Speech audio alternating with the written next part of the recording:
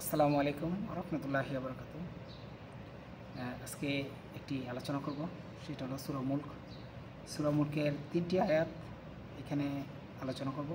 আর 3টি আয়াত আল্লাহ সুবহানাহু ওয়া তাআলা আমাদেরকে কী নির্দেশনা দিয়েছে সেটা একটু জানার চেষ্টা করব। ধন্যবাদ, সবাই ভালো থাকবেন। আলোচনাটি শোনার জন্য সবাইকে অনুরোধ রইল। বিসমিল্লাহির রহমানির রহিম।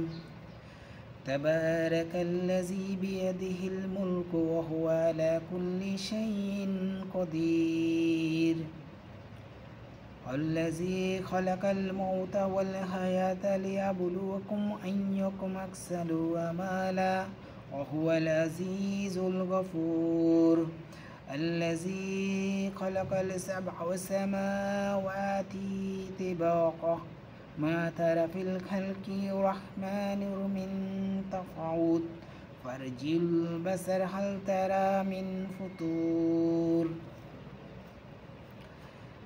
তিনি বরকতময়, যার হাতে আধিপত্য, তিনি সর্বশক্তিমান, যিনি সৃষ্টি করেছেন জীবন ও মৃত্যু। কর্ম তোমাদেরকে শ্রেষ্ঠ তা যাচাইয়ের জন্যই তিনি প্রত্যপ্রিত ক্ষমাশীল, যিনি 7টি স্তরে আকাশ তৈরি করেছেন। আল্লাহর সৃষ্টিতে অসংখ্যিত পাবেন।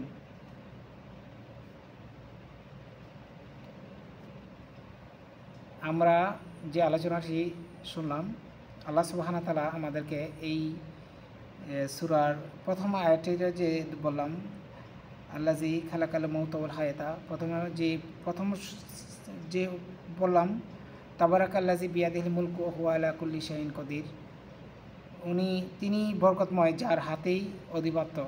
তারপরে যে আয়াতটি বললাম, উনি সৃষ্টি করেছেন জীবন ও মৃত্যু আমাদের পরীক্ষা করার জন্য। এটাই বোঝার উচিত যে আল্লাহ সুবহানাহু ওয়া তাআলা আমাদেরকে পরীক্ষার জন্য পৃথিবীতে পাঠাইছেন। আসলে দুনিয়াটা মুমিনের খুব কষ্ট হইল, কাল কিয়ামতের দিনই আল্লাহ সুবহানাহু ওয়া তাআলা আমাদেরকে জান্নাত দিবেন। ভালো থাকবেন সবাই। আসসালামু আলাইকুম ওয়া রাহমাতুল্লাহি ওয়া বারাকাতুহু।